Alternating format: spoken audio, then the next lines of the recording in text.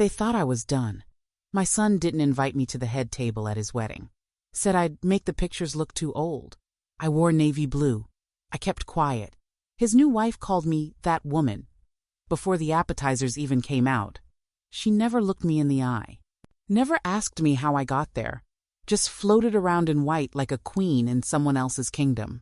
I smiled. I nodded. I complimented her earrings, even though I knew they were fake. I offered to pay for dessert when the bill came around. Quiet hands. No fuss. I watched them toast each other, watched my own blood toast a woman who couldn't remember my name. I laughed with the waiter. I tipped well. I said nothing when my seat got moved to the back. Nothing when I found out they forgot to add me to the family slideshow. I clapped for the speeches. I stood alone in the group photos. They didn't ask what I did after my husband passed. Didn't ask if I was okay. Didn't ask anything at all. What they didn't know was that when my husband died, he left me everything. $7 million. Not in stocks, not in theory. Real money. Quiet money. I signed the papers myself. I held the pen with a steady hand. And I told no one. I didn't cry at the wedding. I didn't argue. I just watched. And in that moment, I felt something rise in no bitterness, not jealousy, something colder. Thank God I didn't tell them. Thank God I kept my mouth shut. Thank God they treated me like I was nothing. Because now, they will never see it coming. I packed his lunches. I prayed over his sleep. I protected him from everything except her. I still remember the first time I held him. His little body, red and wiggling, fists clenched like he was ready for the world.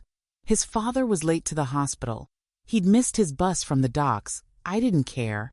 All I saw was this tiny boy with my chin and his father's eyes. I raised him mostly alone those first few years. His dad was always working. Long shifts. Rough hands. We made do. I was 23 with no degree. Just a pair of good shoes and a borrowed crib. I used to walk him to the library when he was old enough to ask questions. He liked picture books about space. Said he wanted to be the first boy to live on the moon. I told him, why not? Even though we could barely afford milk some weeks, we never had much. Our house was small. Just one bathroom and a kitchen that overheated in summer. The roof leaked every time it rained sideways. But we were together. I cooked from scratch. I ironed his little school shirts every Sunday night. When he had a fever, I didn't sleep. When he was scared of thunder, I'd hum until he calmed. I clipped coupons. I mended socks. I skipped my own meals when I had to. He never knew. He never needed to. I protected him from everything except her. My husband, God rest him, was a quiet man. Worked with his hands. He never said much, but he loved us both. I remember the day he came home with a used car blue, dented, but ours. He paid for it in cash, I cried. He said, now you won't have to walk him to school in the rain. We built a life the slow way. No vacations, no luxuries. But we had enough. And on Sundays, we danced in the kitchen. We did that even when we had bills we couldn't pay. When our son got into college, I felt like I could finally exhale. We didn't have the money, but we made it work. I took a job cleaning offices in the evening. My husband picked up weekend shifts. We never told our son how hard it was. Just told him to study. He was the first in our family to go to university. The first to wear a cap and gown. I cried when he walked across that stage. I cried because I saw every cold morning, every skipped meal, every late-night prayer sitting in that diploma. I thought, we did it. I thought he'd never forget. Then my husband got sick. It was quick. The doctor said the kindest things, but nothing stopped it. I held his hand every night. I kept the radio on because the silence felt too heavy. When he passed, I sat at the kitchen table with his coffee cup still warm. He had a will. I didn't know. I found out I was the sole beneficiary of everything he'd quietly built over the years. He'd invested, saved, worked small deals with old friends. I used to joke about his notebooks full of numbers. I didn't know they held $7 million in assets. Real money. Legal. Clean. All mine. I stared at the papers for a long time. I didn't even tell our son. Because love should be enough. That's what I believed. I thought if you raised someone with care, if you gave them everything, they would carry your love like a second skin, not as a debt, not as a burden, just as something sacred. I didn't need him to know I had money. I just needed him to remember where he came from, that I packed his lunches, that I prayed over his sleep, that I protected him from everything except her. She came along after college, the kind with quick laughs and cold eyes, always on her phone. And when he said it at that dinner, "Mother, do you want more potatoes?" I didn't know how to answer. I didn't even know if he knew what he was doing, or if he'd noticed how far we'd drifted. I cried in the car that night. Not loud. Just quietly, with the heater on. The streetlights made the tears shimmer like glass. I drove home with my hand stiff on the wheel. No music. No calls. I didn't want to believe what I already knew, that she had drawn a circle around him, and I wasn't in it. But still, I told myself to wait, to give them time. I remembered how I raised him, how I taught him to tie his shoes, say thank you, hold the door. I told myself he'd remember, that this was just a phase, that love, real love, finds its way back. So I stayed quiet. I didn't ask questions. I smiled when she was rude. I bought gifts they didn't thank me for. I kept showing up, hoping that the boy who called me a safe place might still be in there, somewhere, just waiting to come home. I walked into their house with a gift. I walked out without my dignity. It was a pie, fresh, still warm. Cherry, his favorite when he was little. I wrapped it with a cloth and tied it with twine, the way my mother used to do. I wore a soft sweater. Neutral. Comfortable. I smiled the whole drive there, telling myself today would be different. That maybe the sharp edges would dull. That maybe I'd hear him laugh the way he used to. The kind that started in his chest and made his ears turn red. I rang the bell. She opened the door. "Wow," she said, tilting her head. "We weren't expecting anyone." I smiled. "Just thought I'd drop this off." She took the pie with a careful grip, like it might stain her manicure. I should have turned around right then. But I didn't. I stayed. Saturday on the couch, not the one from our old house. That one was gone. Replaced. Sleek. Cream-colored. No cushions. No history. Not a single photo on the shelves. Not of me. Not of him as a boy. Just frames. Filled with emptiness. Or strangers. They were friendly that day. That should have been my first warning. Too many smiles. Too much tea. She brought out a folder halfway through our second cup. "We've just been trying to clean things up," she said, all casual, like talking about dusting shelves. "Your name's still on the deed to the cabin. It's causing issues with taxes." My son nodded. Not once did he look up. I said, "That was your father's favorite place." She smiled. "Exactly. It's just paperwork. We're not changing anything, just simplifying." She slid the page across like a napkin. "You don't even have to read it. It's standard." But I did read it. I pretended not to understand all of it, but I saw enough. Renouncement of claim. Transfer of ownership. My name disappearing in bold official type. I asked gently, "Why now?" She said, "Oh, we're just thinking about using it more. Fixing it up." I looked at my son. Still no eye contact. Just his thumb tapping the side of his mug. I didn't sign that day, but it didn't matter. 2 weeks later, a different envelope arrived. Legal. Heavy paper. I opened it and sat at the kitchen table in silence. It was from a firm I didn't know. The cabin was listed. So was the main house. And something worse. A clause about my financial capacity. I read it 3 times. They were questioning whether I was mentally competent to manage large assets. My own son's name was on the bottom of the page. I didn't cry. I didn't even blink. I just sat there, the way I used to sit when my son was sick and I didn't have money for the doctor. Frozen, focused, hollow. I went to the house again, the one I used to live in. The door opened before I could knock. A man I didn't recognize handed me a folder. "The rest of your things have been removed," he said. "They've arranged storage. The code's in here." I didn't understand. My things? Furniture? Personal items. Nothing valuable, of course. I walked past him into the living room. Where the bookshelf used to be, there was a mirror. where our family table once sat, a minimalist slab of wood, no warmth, no sign I had ever existed, not a single photograph, my wedding portrait gone, my grandmother's embroidered chair gone, the small cross my husband carved from pine gone. I stood there, holding the coat in one hand and my silence in the other. My son came down the stairs. She followed him, hand on his arm like she was guiding him through grief. "Mother," he said quiet, "we didn't think you'd mind." I looked at him, really looked. The eyes were the same, but they were clouded, detached. "You've been overwhelmed," she said smoothly. "We thought you'd want less to worry about." Less of me, she meant. That night I went to the storage unit. Cold, dim lights, a rolling door.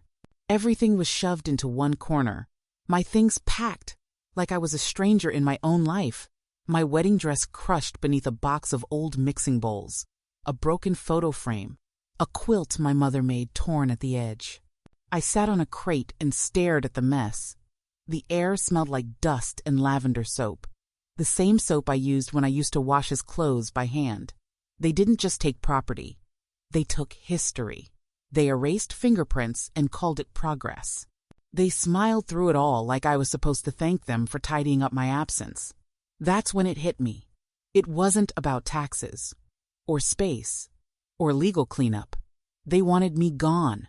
Not physically, emotionally, legally. They wanted my name off every record. They wanted my story unwritten. I saw it in every paper I wasn't supposed to read. Every question she asked with a smirk. Every time he stood silent while she peeled my life away. I walked into their house with a gift. I walked out without my dignity. But I still had one thing they didn't know about. One thing no paper could take from me. And I was done being silent. I didn't need to raise my voice. I had raised a fortune, and they never saw it coming. There was no yelling, no slammed doors. I didn't throw a single thing. That's not how I was raised. And it's not how I raised him, either. No, I was quiet, focused. Like a woman sewing a fine hem, slow and invisible, but strong enough to hold weight.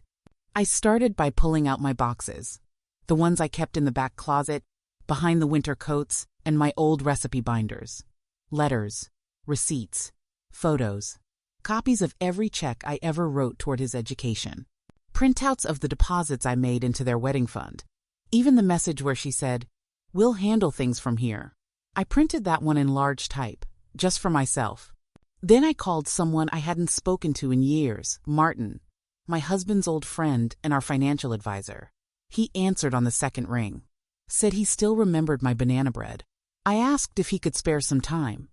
"For you?" he said. "Always." I went in the next day with a notebook and every document I had. He offered me tea. I asked for water. My throat felt tight, but not from sadness, from clarity. He walked me through everything again, line by line. My husband had been careful. So careful. Most of the assets were protected under my name only. He'd made sure I had full rights over all inheritance. He knew the world could get mean, Martin said. Especially to women alone. I nodded. I didn't cry. I took notes. I learned more in those 2 hours than I had in years. And I understood, finally, that I wasn't poor. I wasn't powerless. I was prepared. That night, I opened the box under my bed, the one with my husband's letters. He wasn't a flowery man, but his handwriting was steady, honest. One of them said, "If anything happens to me, don't trust smiles. Trust paper. Trust history." Another said, "You've got more grit than anyone I've known. You don't need a spotlight. You make the light." I read those lines over and over. I whispered them to myself until they were steady in my bones. I wasn't confused. I wasn't scared. I was calculating. Calm. I researched. Quietly. I stopped calling them. I answered only when necessary. No emotion. Just facts. I kept my voice sweet. My tone flat. I wanted no ripples. Just stillness. Then I found her. Not her, the wife. Her, the lawyer. Discreet. middle-aged, wedding ring with a scratch across the band. She didn't smile much, which I liked. I brought her everything. She read silently, turning pages like a priest reading scripture. When she finished, she looked at me and said, "You've waited long enough. Let's move." Over the next few weeks, I built my case like a quilt, piece by piece. I filed every insult, every request they made in bad faith. I documented the removal of my belongings, the attempt to claim I was unfit. We didn't need fireworks, just truth. And I had it, in ink, in paper, in memory. But I wasn't just defending myself. I was repositioning, rebuilding. I moved my accounts, restructured my estate, created a trust, not in my son's name, not anymore, in mine, with a clause he could never break. I named organizations, a school fund for girls, a women's shelter. I chose people who knew struggle, people who saw me, and I didn't tell anyone. Not yet. While they were busy planning holidays without me, I was rewriting my will.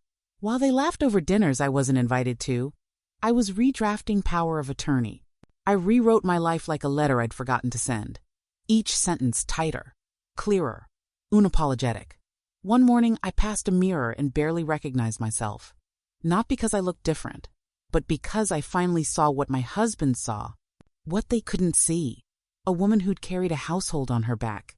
A woman who taught a child to walk while hiding her own limp. A woman who'd lost everything and still knew how to hold herself upright.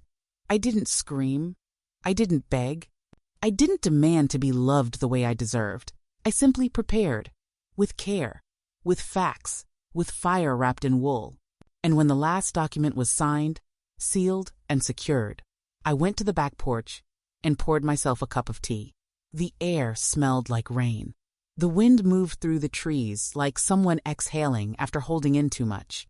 They thought they had won, that their silence was a wall I couldn't climb. But what they didn't realize is I wasn't screaming. I was writing. They tried to trick the poor old woman. Too bad she was rich and sharper than both of them put together. I didn't storm into their lives to take anything back. I didn't raise my voice. I didn't announce a thing. I just acted, quietly, thoughtfully, like folding laundry, like setting a table for one. The first thing I did was revoke every single permission I had ever given in writing. The power of attorney? Gone. Access to any shared accounts? Erased. Any property I once allowed them to touch, just to make things easier, was now untouchable. My lawyer made sure of it. Every signature I gave them out of love or trust had been used like a weapon. So I took my pen and turned it into a shield. My name, my full name, now stood alone on every asset that mattered. Then came the estate. I gutted it. Not a single penny was left in their path. I restructured everything. I created new terms, fresh legal layers they couldn't untangle. My lawyer and I sat side by side, drawing lines they couldn't cross. I moved my money into a private trust, one she couldn't sniff out and he couldn't touch. I named my beneficiaries, one by one. Charities for women starting over, scholarships for single mothers, a clinic for seniors whose children had stopped calling. My legacy would go to those who knew what sacrifice meant, who didn't need to be reminded to say thank you. The last part was the hardest and the most freeing. I bought a house, small, stone outside, a red door that looked like it had secrets. Not a mansion, not a trophy, just something mine. In a quiet town, under a trust they didn't know existed. I paid in cash, signed the deed with a steady hand. It felt like setting down a bag I'd carried too long, like walking into a space that didn't ask me to shrink. The day I moved in, I unpacked slowly. I hung up one picture, me and my husband, dancing in the kitchen with flour on our faces. I put his chair by the window and mine right beside it. I brewed tea and sat down like I had all the time in the world, because I did. There were no announcements, no letters. I didn't owe them that. I owed myself peace, and silence was part of that peace. But I did meet with my lawyer one final time. She laid out the last document, the one final piece sealing everything. She looked at me, pen in hand, and asked, "Any last instructions?" I said, "Make sure they get nothing." She nodded. They won't even know until it's too late. Good. Let them plan their next vacation. Let her smile in her new clothes. Let him ignore the calendar and forget my birthday. Let them count their pennies, waiting for a windfall that will never come. Because what they took for weakness was just restraint. What they thought was senility was strategy. What they assumed was confusion was calculation. I didn't leave them with a warning. I left them with absence. And that was louder than anything I could have said. I moved quietly, like I always had, through grief, through motherhood, through decades of doing without, so others could have more. But now, I did for me. I shopped for myself. I cooked for myself.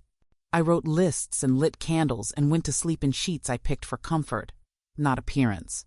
They tried to trick the poor old woman. Too bad she was rich and sharper than both of them put together. And the sweetest part? They'll never see it coming. Not today. Not tomorrow. Not until one day, far down the line, when they finally realized the well is dry and the door is closed. That they played the game thinking I was the pawn, not knowing I was the queen sitting in silence, moving one square at a time. I didn't take revenge. I took everything back, quietly. They couldn't figure out who kept blocking their offers. I just smiled and asked if they'd tried bidding higher. I never yelled. Not once. I didn't need to. My silence had weight. My decisions had direction. And my money, well, that spoke volumes all on its own. They were circling a little property not far from my new home. An empty lot next door, half wild with blackberry vines and an old well tucked beneath a rusted lid. Nothing fancy, but she wanted it. I heard her say so one day while I was walking past. She was visiting a friend nearby, her voice sharp and sugary like always. "It's perfect," she said. "Privacy. Space, we could fence it. And plant something modern." I kept walking. Didn't say a word. Just listened. A week later, she and my son put in an offer. And a day after that, I put in a better one through a quiet LLC I'd set up months ago. No names, just clean paperwork. They were outbid by someone they didn't know. I didn't respond. I sat on my porch instead, wrapped in my shawl, tea in hand. I watched the sun rise in slow ribbons over the trees. The air was cool and quiet, except for the soft rustle of leaves. It felt like the earth itself had chosen peace. But peace doesn't mean forgetting. It means deciding what no longer deserves space in your soul. Then the calls began. Late ones. Repeated. From both their numbers. I turned the ringer off. I didn't block them. I just let them ring. Eventually, someone left a voicemail that told the real story. Her voice this time, rushed and thin. "Mom, I mean, Mrs." She caught herself. "We're just going through a lot. My business, it didn't work out. The market's changed. We're trying to figure things out, and anything you could do would really help. Anything I could do." Funny how they remembered me now. The woman who wasn't modern enough. The woman who wasn't needed at the table. The woman who was good enough to pay, but not to stay. The house I bought felt warmer that day, like it was agreeing with me. I made myself a soft dinner, lit a candle, played a song my husband used to hum. It was a quiet evening, a proud one. I didn't feel cruel. I didn't even feel angry. I felt complete, like I had finally closed a door that was long overdue. They reached out again the following week. This time, it was my son. Just one sentence in a text. "Please, Mom, we need help." And all I could think was, where were you when I needed someone to help me carry the grief? Where were you when she replaced me in your heart and you said nothing? Where were you when you signed my name away from everything I built with my hands? They never came to check on my heart. Now I won't answer when there's breaks. I didn't delete the messages. I didn't need to. I let them sit in the corner of my phone, like unopened letters from a world that no longer had access to me. A world that took and took until I turned the lock. I picked up a book that night, one I'd been meaning to read for years. I sank into it like a warm bath. The story pulled me in, and not once did I check the time. When I looked up, the sky had gone pink. The quiet was soft, like velvet. and my tea was still warm enough to sip. They'll never understand the silence. Not truly, because they live in noise, in demands, in the illusion that people wait forever. But I don't wait anymore. Not for love, not for apologies, not for anyone to remember what I gave. And when the guilt sets in, and it will, they'll look at their phones and wonder why I don't reply. They'll replay the times they cut me off mid-sentence, the times they smiled while I was being erased, the times they thought I didn't notice. They'll sit in the home they thought would be bigger, with the accounts they assumed would be fuller, and they'll feel something hollow blooming in their chests. And I will be here, not bitter, not spiteful, just free. I make my bed with fresh sheets. I water the plants. I eat when I'm hungry, not when someone else is. I go on walks. I listen to the birds. I take photos of clouds. I write notes to myself and leave them on the fridge. They say things like, "You made it," and he would be proud. I don't answer the calls. Not because I'm angry. Because I don't need to anymore. Maybe I wasn't the burden after all. That thought came to me one morning as I stood by the window, brush in hand, paint drying soft and slow on the canvas. The sky outside was pale orange, the kind that arrives quietly before the sun fully makes up its mind. I was painting a tree, not perfect, not planned, just a tree I remembered from somewhere. Maybe childhood, maybe a dream. My fingers moved with ease, like they'd just been waiting. For years I told myself I didn't have the time, that painting was something other women did. Women who didn't have bills or sick husbands or grown children with big needs and short memories. But now I had the time, and I had myself. It started with a small box of paints I found in the attic of the little house I bought. The smell brought something back. Not a memory. Exactly more like a feeling I hadn't let myself feel in decades. I cleared the table by the window, laid out a few old brushes, and I began. I didn't ask if it was good. I didn't care. I just painted. One canvas became 2, then 5. I painted trees, lakes, old shoes, pears, once a woman's hands reaching into water. I painted things I had no words for. Then I took a trip. Nothing grand, just a train ride through the hills. I hadn't left my own town in almost 15 years. Not since before the hospital visits and the funeral. I booked a little cottage on the edge of a lake and brought only one bag and a book of poems. The air smelled like pine. I slept late. I ate things I didn't recognize. I didn't call anyone to tell them where I was. No one asked. And for the first time in a long time, that didn't hurt. It felt like freedom. There were mornings I'd walk along the shoreline and feel tears gather behind my eyes, not from sadness, but from something else. Wholeness, maybe, or relief. I was still here. Not as someone's wife, not as someone's mother, just me. I used to live like this, before I gave everything away, before I started measuring my worth in other people's comfort. I used to make decisions just for the joy of them. Wear earrings that clinked when I turned my head. Bake just because I liked the smell. Light a candle before bedtime because it made the shadows feel kinder. So I returned to those things. I wore perfume again. Not because anyone would notice, but because I liked how it lingered on my pillow. I cooked for myself real meals, with color and spice and care. I took the long way home from the market. I stopped to look at flowers. I wrote in a little journal every night, just a line or two. Today I saw a child laugh like my son used to. Or, I didn't feel lonely at all. I smiled at my reflection, and it wasn't sad, just full. My eyes were soft, my skin a little looser, but my mouth still curved the same way when something amused me. I liked who I saw. She looked like someone who had lived, someone who had lost, and someone who had found herself again after the storm passed. I started hanging my paintings around the house. At first, just one, the tree. Then more. Soon, each wall had a piece of me on it, and the house started to feel like mine in a way no place ever had, not even the one I built with my husband. That house was full of service, of giving and giving and giving. This one was full of being. Sometimes neighbors would stop by, see the paintings, and ask if I sold them. I always smiled and said no. These weren't for sale. These were for remembering. Not everyone understood. And that was okay. I didn't need to explain anymore. I'd spent too many years justifying my love, my silence, my sacrifice. I didn't owe explanations now. Just peace. There were days I missed my son. Not who he became, but who he was. The boy who once called me his safe place. I still kept the note he wrote in 4th grade. "You're the best cooker and the best mom, and I'll never leave you." I didn't cry when I read it anymore. I just held it between my palms like a warm cup of tea. He might never come back. Not truly. And I've made peace with that. Not because it didn't matter, but because I matter more. They thought they'd taken everything, but they only took access. Not essence. Not truth.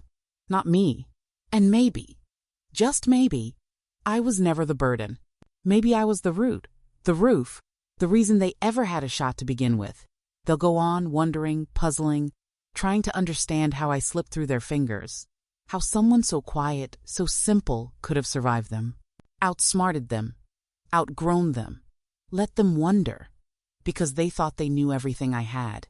They never knew who I was. We don't march. We move like roots quietly, but strong enough to break concrete. It started with one letter. Not to them, I had no more words for them. This one was for someone else entirely, a woman I'd never met. I read her story in a local paper, a widow with 2 young girls, working 2 jobs, trying to keep her house from slipping through her fingers. I cut out the article and tucked it into my journal. Then I called my lawyer. "I want to help her," I said. Quietly, no credit. She nodded. "How much?" I smiled. "Enough to make her breathe again." That was the beginning. The first ripple in a pond I didn't know I was standing in. After that, I started noticing more women like her.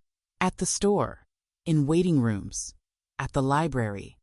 They carried themselves the way I used to, shoulders just a bit too tight, eyes scanning everything like they had to stay one step ahead. I knew that look. It said, "I can't afford to fall apart." So I found ways to reach them, quietly. A gift card left on a church bench. A check sent with no return address. Groceries delivered without a name. I didn't need to be seen. I just needed them to know someone saw them. Then came the group. A widow I met at the market, her name was Florence, told me about a circle of women who met once a month at the community center. "We just drink tea and talk," she said. "Sometimes we cry. Mostly we listen." She invited me. The first meeting, I didn't speak. I just listened. One woman talked about her husband's debts. Another about her grown children, who only called when they needed something. One told a story that made the whole room go silent, how her name was erased from the deed of her own house, by her own son. My hands trembled around my cup. I'd heard that story before. I had lived it. When it was my turn, I told them pieces, not names, not numbers, just truths about the silence, about the storage unit, about the pie I walked in with, and the dignity I walked out without, about how I didn't scream, I wrote. I planned. I reclaimed. They listened like they were hearing their own echoes. One by one, the women leaned in. After that night, something shifted. They started asking me questions, not because I was special, but because I'd survived, because I knew the map out of the fire.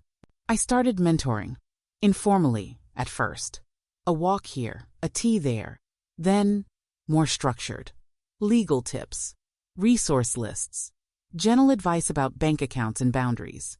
I helped one woman set up her own trust. I helped another revise her will so the son who forgot her birthday couldn't touch a dime. I watched their shoulders lower. I watched their voices steady. I watched them remember who they were. And still, I kept my distance from the noise. No social media. No announcements. But I did share my story anonymously. I submitted it to an online forum for women over 60, a place where people wrote about grief, betrayal, and quiet triumphs. I wrote under the name Granny Truth. Just once. Just my story. I didn't think anyone would read it. They did. Hundreds of comments. Women saying, "I thought I was the only one. You've described my life. I feel seen."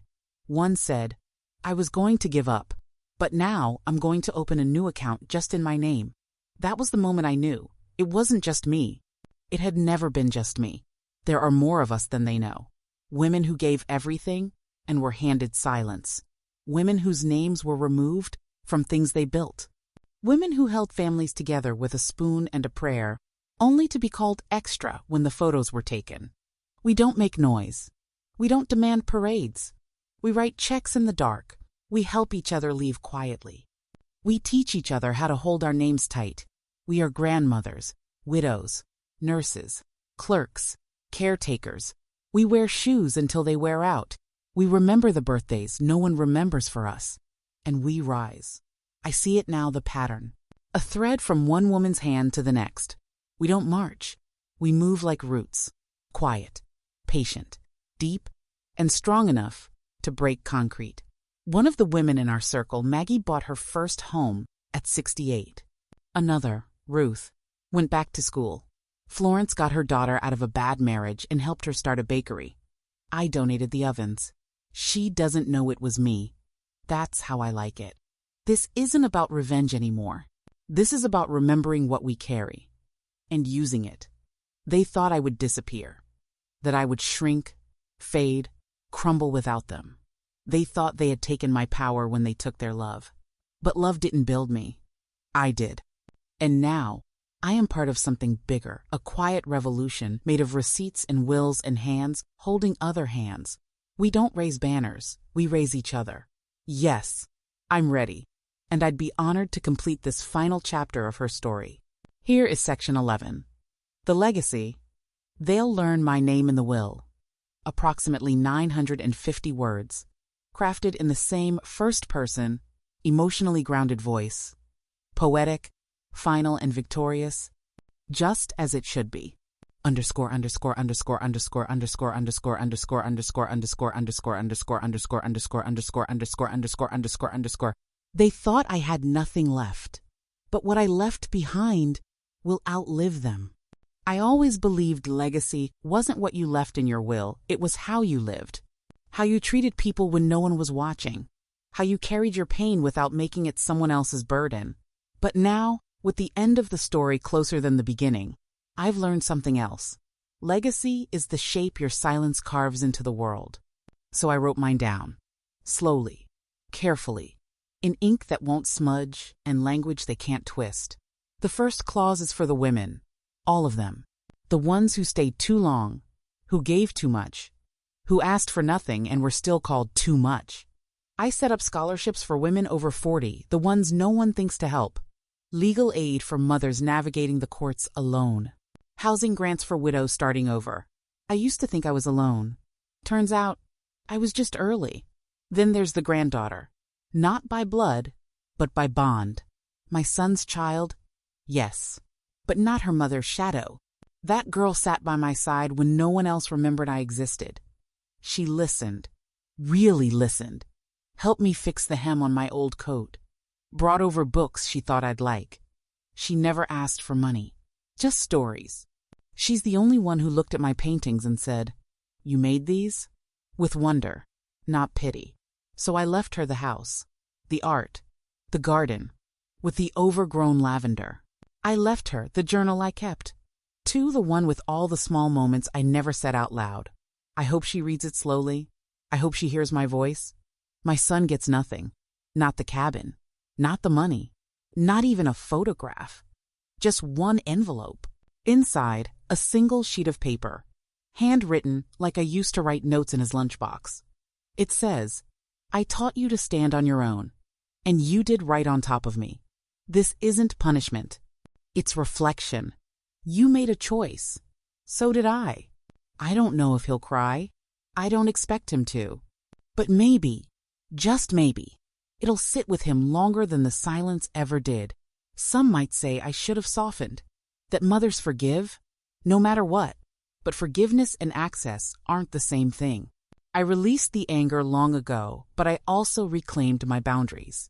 He made me invisible in his life, so I became untouchable in mine. And yet, I'm not leaving in bitterness. I'm leaving in fullness. Because now, my name won't be tucked in some forgotten footnote of a family tree. It will live on contracts, on donation plaques, on trust deeds that keep women housed and safe and seen. My name, my full name, will fund futures. And not one of those futures will have to ask permission to be believed. They'll learn my name in the will. Not just the sun, the world. Not because I screamed, but because I planted. I built. I planned. They thought I was the end of a story. Just an old woman with quiet habits and nothing left to offer. But I was the foundation. I was the fire that burned low, not out. I was the hands behind the curtain, stitching futures together while no one watched. And now, they'll watch, and wonder, and never fully understand how I did it. That's all right. Let them underestimate women like me. Let them scoff when we say little. Let them think silence means surrender. Because one day, they'll open a letter, or walk into an office, or read a headline, and see a name mine changing the world quietly. They'll remember I didn't raise my voice, but I raised a standard. And that's the legacy. They thought I had nothing left, but what I left behind will outlive them.